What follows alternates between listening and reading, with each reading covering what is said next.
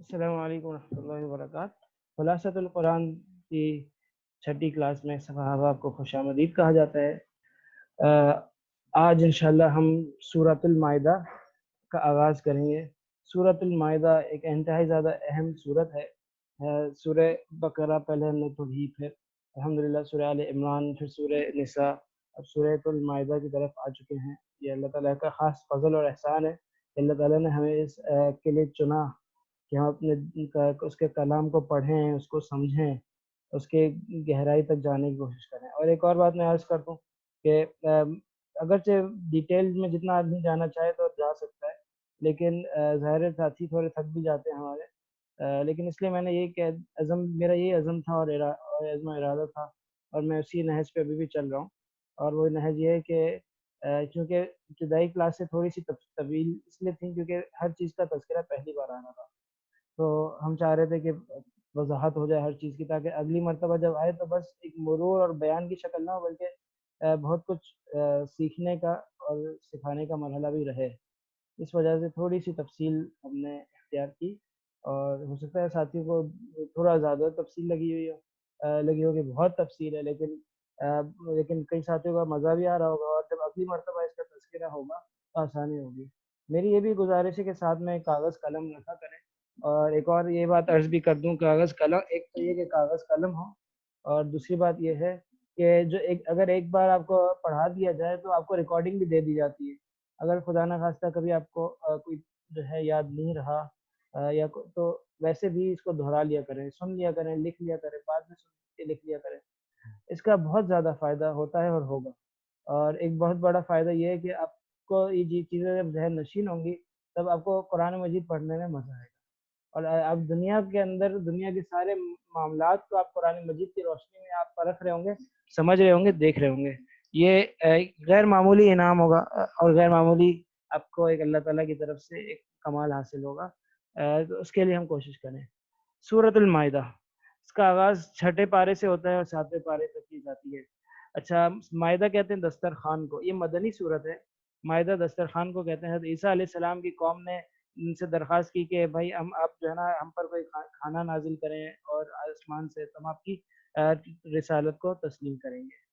چنانچہ حضرت عیسیٰ علیہ السلام نے اللہ تعالیٰ سے دعا کی، اور اللہ تعالیٰ نے ان کے لیے آسمان سے مختلف طرح کے کھانے اتار دیے، اس کو مائدہ کہتے ہیں۔ حضرت موسیٰ علیہ السلام کی دعا پر بھی اترا تھا، وہ من و سلوہ تھا، اور عیسیٰ علیہ السلام کی دعا پہ بھی اترا تھا، وہ مائدہ تھا، دونوں کی دعا پہ اترا تھا۔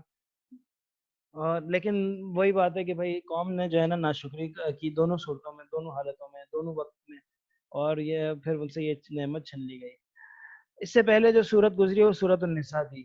صورت النساء میں خاندانی اور ریاستی اداروں کی تنظیم سازی کے اصول بیان کیے گئے ہیں، اور اس صورت میں اسلامی عدالتوں کے قیام اور اسلام کے فوجداری کے قوانین کا تذکرہ ملتا ہے۔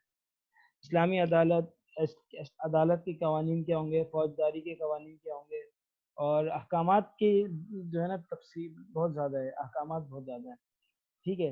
اور اس سے بیان کرنے سے پہلے ابتدا میں پہلے یہ بتا دیا کہ الیوم اکملت لکم دینکم، کہ آج میں نے اس دین کو مکمل کر لیا۔ یعنی ابھی تک جو ہے نا آسمان سے جو رہنمائی کا ایک جو بڑا سلسلہ تھا انبیاء کی صورت میں اور کتابوں کی صورت میں، اب بھی آسمان سے رہنمائی کا سلسلہ تو اب بھی برقرار ہے۔ جو ہے نا انسان اللہ کی طرف متوجہ ہوتا ہے، اللہ تعالیٰ اس کے دل میں بھلائی کے ڈال دیتے ہیں، استخارہ کرتا ہے انسان، اللہ تعالیٰ سے خیر طلب کرتا ہے۔ لیکن جو وحی کی صورت میں اور جو پکا تھکا اور جو ہے نا قطعی ہوتا تھا، اور جس میں احکامات بیان کیے جا رہے ہوتے تھے، وہ وحی کے ذریعے سے ہوتا تھا، وہ سلسلہ اب ختم ہو گیا ہے آخری کلام کی صورت میں اور آخری پیغام کی صورت میں۔ اور وہ آج جو آخری پیغام ہے اس کے لیے ضروری تھا کہ تمام شعبوں سے متعلق قوانین کا اس میں تذکرہ ہو، اور قیامت تک کے لیے اللہ تعالیٰ کے آخری اور حتمی ہدایات اسے موجود ہوں۔ اور واقعی یہ کلام جو ہے وہ اس کے شایان شان ہے، اور اس میں سب چیزوں کا احاطہ کیا ہوا ہے۔ کوئی بھی معاشرہ باہمی معاملات اور حقوق و فرائض کے بغیر وجود میں نہیں آ سکتا۔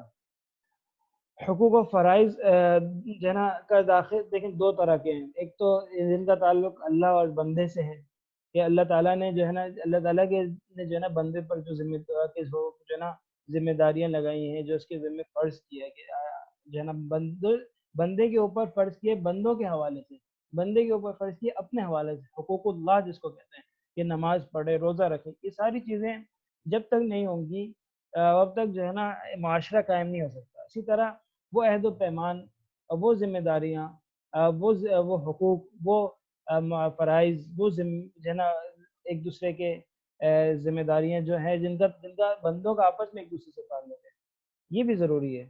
دونوں کے متعلق اللہ تعالیٰ نے فرمایا یا ایھا الذین آمنوا اوفوا بالعقود، اے ایمان والوں عہد و پیمان کو پورا کیا کرو۔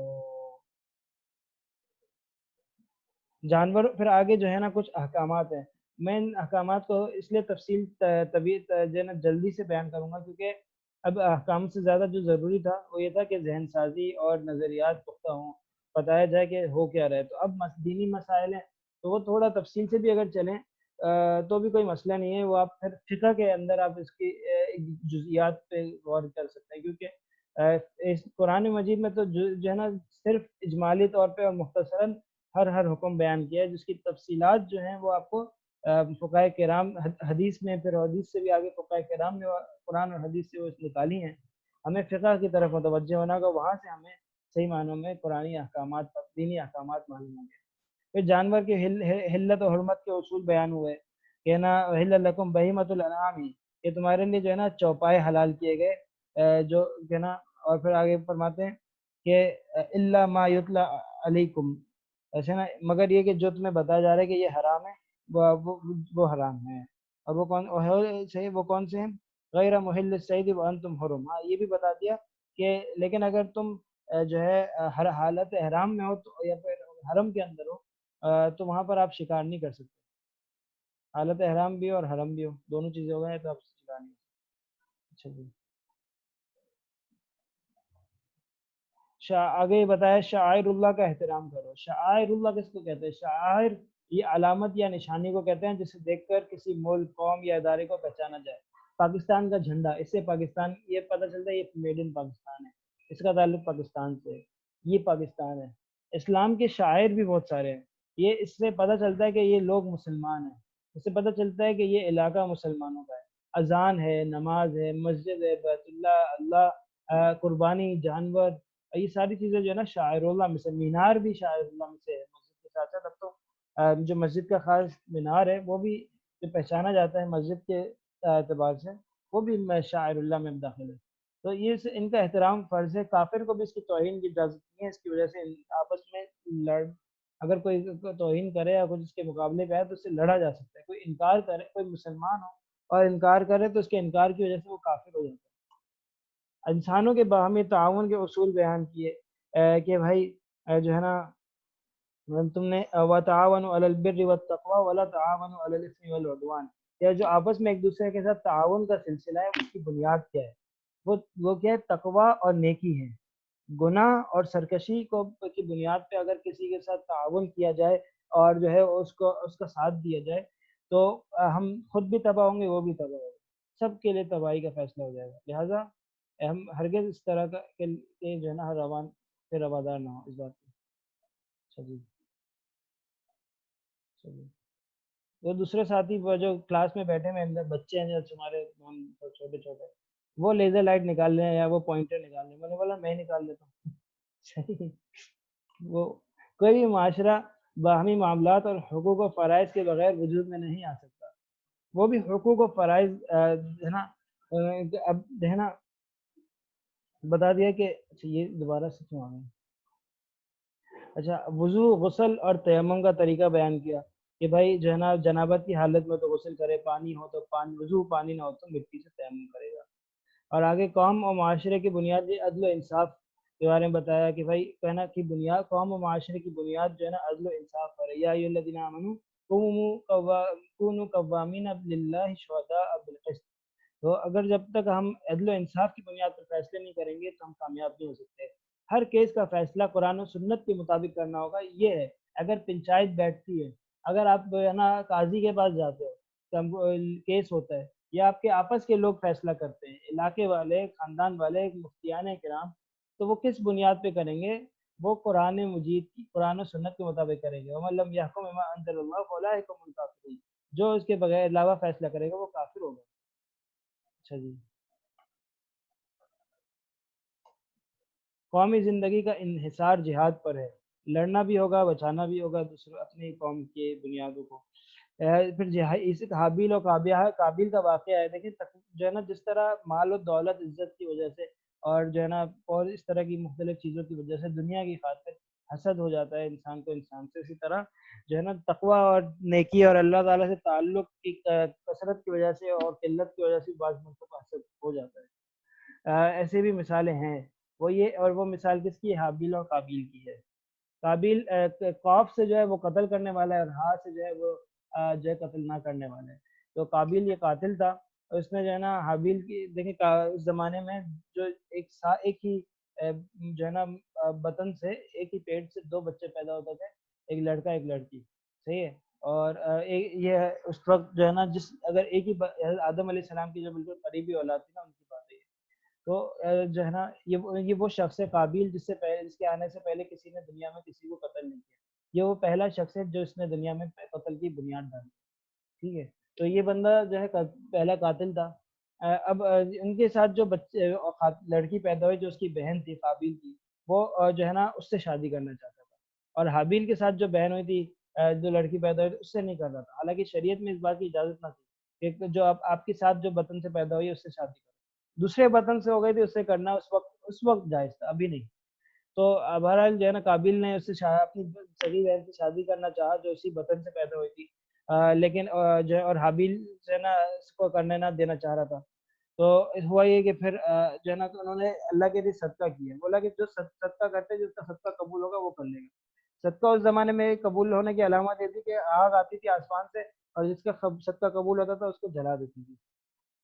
حابیل کا صدقہ جل گیا، قابیل کا نہیں جلا. قابیل کو بہت غصہ آیا. اس نے جا کے قابیل کو جو ہے نا حابیل کو بولا کہ میں تمہیں مار دوں گا. حابیل نے بولا میں تو تقوی اختیار کروں گا، میں جو ہے نا تم بھی تقوی اختیار کرو. وہ مانا نہیں. قابیل نے حابیل کو قتل کر دیا. اب یہ ہے کہ جب بھی دنیا میں کوئی بھی قتل ہوگا اس کی سزا قابیل کو ضرور ملے گی.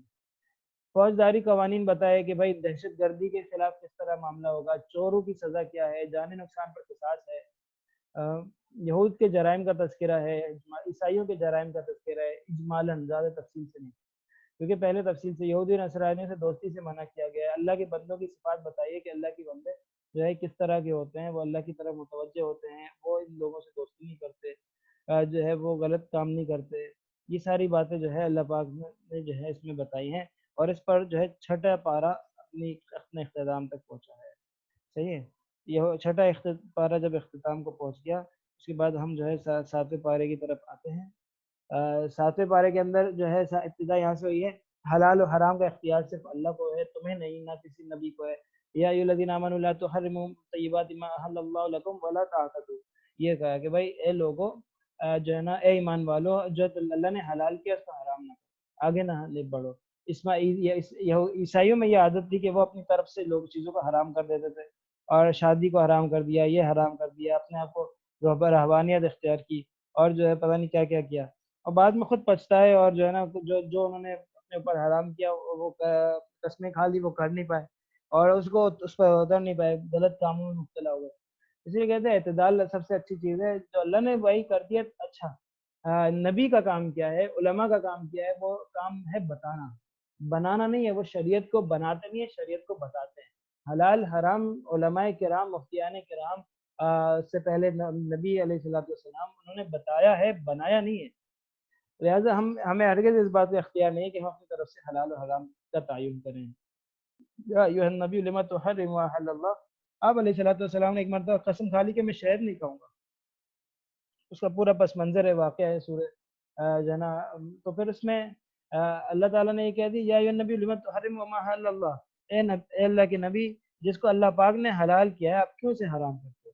اللہ کے نبی کو سے یہ بات انہوں نے صرف قسم، حالانکہ حرام نہیں کیا تھا انہوں نے اپنے اوپر، صرف یہ قسم کھائی تھی کہ میں یہ چیز نہیں کھاؤں گا. اس کو بھی اللہ تعالیٰ نے برداشت نہیں کیا. کیونکہ جب آپ اللہ تعالیٰ، کیونکہ آپ صلی اللہ علیہ وسلم کا کسی چیز کو متعلق قسم کھا لینا، اس کا مطلب کیا ہے؟ امت کے اندر بھی ایک بڑی تعداد ہوگی جو اس کو فالو کرے گی. تو یہ آپ دیکھیں، یہ 28 پارے کے اندر سورہ تحریم کے اندر یہ آپ کو آیت ملے گی یا ایھا النبی. اس کا واقعہ ہے پورا کیا ہوا تھا. ازواج کے درمیان ایک بات چھڑ گئی تھی. कसम के मसाइल बयान हुए, तोड़ने का कफ़ारा बताया कि भाई कसम अगर आदमी ने खा ली तो एक तो वो कसम है कि जो है ना, अच्छा अच्छा अल्लाह की कसम, अल्लाह की कसम, अल्लाह की कसम, कसम से कसम से कसम से, एक तो ये इस तरह की कसम है। ये बस लघु है, इसका कोई एतबार नहीं है। ये तो मतलब इसकी ज़बान पे चढ़ गए अल्फाज, वो खुद उसकी नीयत में कसम नहीं है, लेकिन वो बस एक अंदाज उसका बन चुका है बात करने का। उर्दू में भी इस तरह वो है और अरबी में भी लोग इस तरह हैं, वल्लाही वल्लाही करते रहते हैं। तो खैर उसको पसंद नहीं किया गया, लेकिन उसकी वजह से जो कसम शरई कसम है उसका वह इसका इतलाक नहीं है। माजी पर अगर कोई कसम खा ले किसी बात की कि अल्लाह की कसम ऐसे हुआ, अल्लाह की कसम खाता हूँ ऐसा हुआ, तो उसका कोई उसके ऊपर गुनाह है, उसका कोई कफ़ारा नहीं है और उसकी कसम टूटती भी नहीं है, क्योंकि वो तो आपने झूठी कसम खाई है, आपने गुनाह कबीरा का इर्तिकाब किया है, अब ये तौबा करो और अल्लाह से माफी मांगो, यही है। और सच बात को वापस वाज़ेह करो। अच्छा जी, ये तो, और अगर कोई बात, अच्छा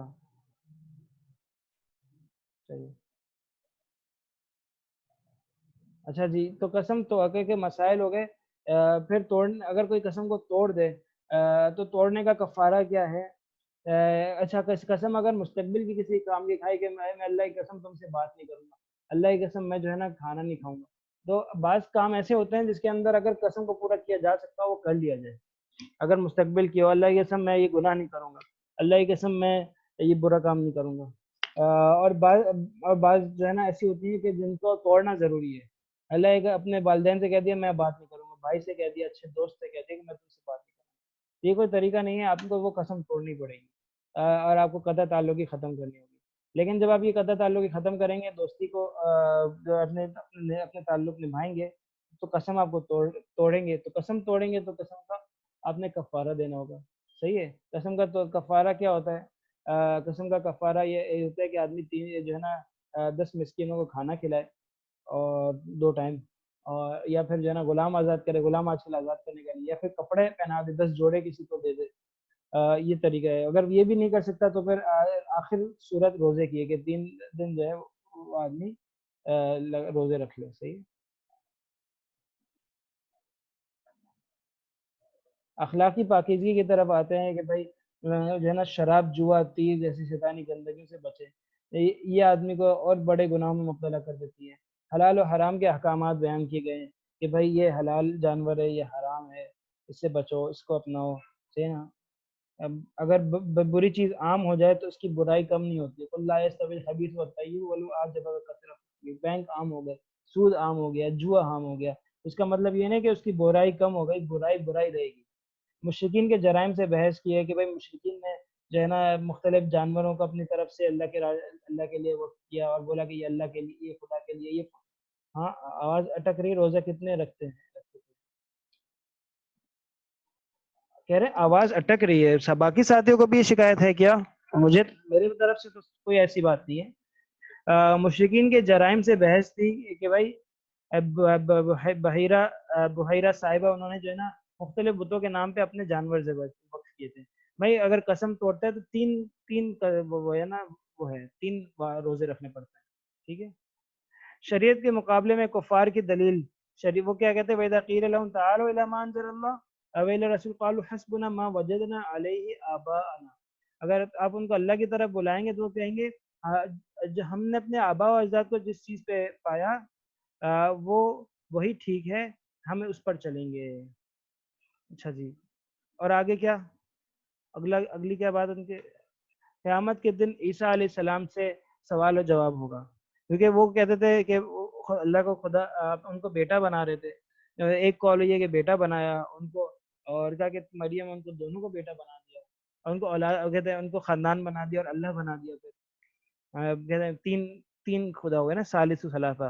अल्लाह, मरियम और ईसा तीनों को मिला के वो खुदा बनाते हैं। क्रॉस का साइन उन्होंने इस बुनियाद पे वो कायम किया।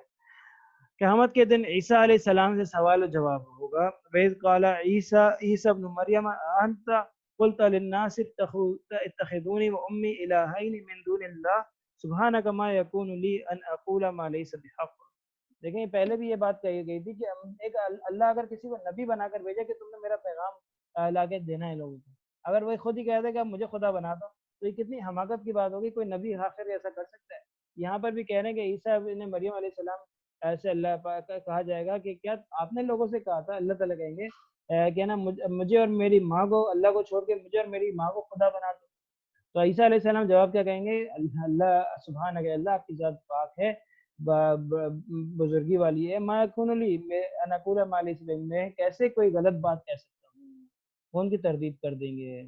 تو دوستو آج الحمدللہ ہم نے اپنے اختصار بھی کیا بات میں، اور جیسے کہ میں نے عرض کیا تھا یہ کچھ چیزیں ضرور شروع میں تھوڑی تفصیل ضروری تھی، اور الحمدللہ ہم نے اس میں تفصیل کی بھی، اور آج ہم نے کچھ اختصار سے کام لیا. تو الحمدللہ آج کی کلاس بھی بخیر و عافیت مکمل ہو چکی ہے، اور کئی مضامین آپ کے سامنے سامنے پیش ہو چکے ہیں. کہاں سے یہ سلسلہ شروع ہوا، کیسے یہ چلا، سورہ فاتحہ کا مضمون کیا تھا، پھر سورہ بقرہ کے اندر ہم نے کن بنیادی باتوں کو لے کے بات کی، پھر آگے چلے تو سورہ آل عمران، پھر نساء کے اندر کن چیزوں کو لے کر چلے، غزوہ احد آئے، نساء کے غزوہ احد کے بعد کے مسائل آئے نساء کے اندر، اور غزوہ احد کے مسائل آئے آپ کے جو ہے آل عمران کے اندر. اس دوران اس کے ضمن میں کیا کیا چیزیں ہوئیں. ابھی خاندانی مسائل سے فارغ ہوئے تو جو ہے فوجداری کے نظام اور قوانین کی طرف آئے. سورہ مائدہ اس کے اندر اکثر آیتیں وہ ہیں جو بالکل آخر میں اتری ہیں، اور اس کے اندر جو باتیں لکھی ہوئی ہیں اگر کوئی اور آیت کے متصادم ہوتی ہے اسی وجہ ظاہر کے اعتبار سے، ورنہ آیتیں کوئی آپس میں ایک دوسرے سے تصادم نہیں کرتی. لیکن یہ ضرور ہے کہ کوئی آیتیں پہلے اتری پھر بعد میں وہ منسوخ ہو گئے اور دوسری آیتیں اتری. تو جیسے شراب کا حکم ہے، شراب پہلے کہا تھا کہ پہلے شراب کے بارے میں یہ نہیں بتایا کہ یہ حرام ہے، بولا کہ اس میں فائدہ بھی ہے اس میں نقصان بھی ہے.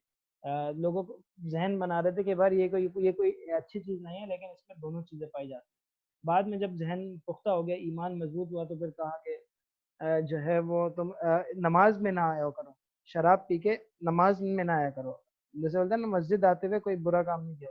مسجد تو کہتے ہیں نماز پڑھتے ہو اور جھوٹ بولتے ہو، ایسا نہیں.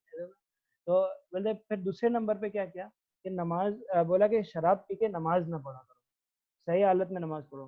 پھر تیسرے لیول پہ کہا کہ تم شراب پیتے ہو اور جھوٹ بولتے ہو، یعنی نماز پڑھتے ہو اور شراب پیتے ہو اس طرح. اور آخر میں جو ہے نا بول دیے کہ انما الخمر رجس من عمل الشیطان والمیسر، اور ساری چیزوں کا بتا دی کہ ساری چیزیں شیطان گندگی ہے، شیطانی کام ہے، اس سے جو ہے نا بچو.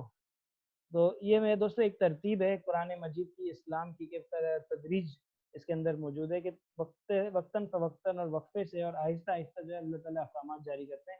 ایک دم سے کسی کے اوپر کوئی چیز نافذ نہیں کرتے. ہمیں اس انداز کو، اس ترتیب کو سمجھنا چاہیے اپنے تبلیغی اعمال میں بھی، اپنے دعوتی طریقوں میں بھی. ہر ایک کو سوچنے کا موقع دینا چاہیے، اور اپنے ذہن سے جو ہے دین کو سمجھنے اور صحیح کام اپنانے کی توفیق کے لیے کوشش کرنی چاہیے. دباؤ ڈال کے آپ کسی سے بھی زیادہ کام نہیں لے سکتے، ہے نا. سامنے والے کا نظریہ بنانا ہوگا. نظریہ سازی اصل چیز ہے، فضائل کے ذریعے سے، ترغیب کے ذریعے سے، ترغیب ڈرانے کے ذریعے سے، جہنم کے عذاب سے، برائیوں سے. اور تو یہ ساری چیزیں ضروری ہیں. اس کا ہمیں صحیح اندازہ سورہ مکی مدنی صورت کے میلاب سے ہوتا ہے کہ کس طرح پہلے مکی صورتوں میں ہے ترغیب دے کے ایمان مضبوط کیا، پھر احکامات جاری ہوئے. احکامات بھی اس طرح جاری ہوئے کہ وقتاً پہلے یہ پھر یہ ایمانی لیول کو دیکھتے ہوئے جو ہے احکامات کا جو ہے نزول ہوتا رہا. تو یہ اس میں جو باتیں اس میں جو لکھی ہوئی ہیں یہ ناسخ ہیں، اور باقی کے اندر اگر کوئی بات ہو تو وہ منسوخ ہوگی. اس کا مرتبہ سورہ مائدہ کا آپ کو اس بات سے اندازہ ہو سکتا ہے. جو آخری جو سب سے احکامات کے حوالے سے اور اہم ترین جو آیت تھی جو آخری اتری، جو کہ حجۃ الوداع کے موقع پر ہوتی تھی، الیوم اکملت لکم دینکم، وہ اتمم کہ آج میں نے تمہیں اپنا دین مکمل کر دیا ہے، اپنی جو نعمت ہے وہ پوری کر دی ہے. وہ بھی وہ تقریباً آخری اور احکامات کے باب میں اس کے بعد آخری آیت ہے، یعنی اس کے بعد کوئی احکامات کے متعلق کوئی آیت نہیں اتری. تو یہ بالکل 90 اور اس کا حضور صلی اللہ علیہ وسلم کی وصال سے 90 دن پہلے تقریباً یہ والی آیت اتری. اس کے بعد جو بھی آیتیں اتری ہیں ان میں کوئی بھی احکامات سے منسلک نہ تھی. تو یہ اس سے آپ کو اس صورت کی اہمیت کا اندازہ ہوتا ہے. میری درخواست ہے آپ سے کہ آپ جو ہیں ضرور اب ایک کام کیجئے کہ جو آیت میں کیونکہ خلاصہ PDF کی شکل میں بھی بھیج رہا ہوں گروپ میں، آپ ضرور اس کا مطالعہ کریں، قرآن مجید میں اس کو کھول کر دیکھیں، ترجمہ پڑھیں. مسائل دینیہ کے اندر مفتیان کرام کی طرف رجوع کریں. مسائل دینیہ وہ باب نہیں ہے جس میں آپ جو ہے کہ اپنی خود اس میں آپ غور و خوض کر سکتے ہوں، اجازت نہیں ہے اس بات کی۔ ساتھ یہ بات بھی بتا دوں کہ قرآن مجید جو ہے اس میں ہمیشہ جمہور کا ساتھ دیں۔ کوئی اگر کوئی غلط راستے پہ کوئی اپنی انفرادی رائے اختیار کر رہا ہو کوئی شخص، اس کو کبھی فالو نہ کریں۔ اکثریت جس طرف علماء کرام کی ہو اور صلحاء کی ہو اس کو اختیار کریں، انشاءاللہ راہ راست پر پہنچ جائیں گے۔ اگر ہم بولیں کہ بھائی اس کی دلیل مضبوط لگ رہی ہے تو ہمیں ہم اس بات کا فیصلہ کرنے پر قادر نہیں ہیں کہ ہم کہیں گے اس کی دلیل مضبوط ہے اس کی دلیل کمزور ہے۔ ہمیں یہ پتہ ہے کہ جو دلیل دے رہا ہے وہ اپنی ذات میں یکتا ہے، اور ابھی جا کے اس نے اپنی شکل اختیار کی ہے۔ اس سے پہلے اس بات کا کوئی کہنے والے نہ سننے والے نہ تھے۔ جو کہنے والا ہے اس کے تقوی اور طہارت کو بھی آپ دیکھ کے اندازہ لگا سکتے ہیں۔ ایسے لوگوں سے دور رہیں اور اچھے نیک علماء صلحاء سے جو ہے تعلق جوڑیں، اور اس میں بھی جو اکثریت کی رائے ہو اس کو فالو کریں۔ یہ بات اگر کوئی کسی کے ساتھی کا کوئی سوال ہے تو پوچھ لیں، پھر ہم اپنی کلاس کو ختم کرتے ہیں۔ اور سوال جو ہے وہ گروپ میں ہی ہوگا، اور اس میں چیٹس میں ہی کریں تو اچھا ہے، ٹھیک ہے؟ سوال اب چیٹس کے ذریعے سے کسی نے جو بھی سوال کرنا ہے وہ کر لے۔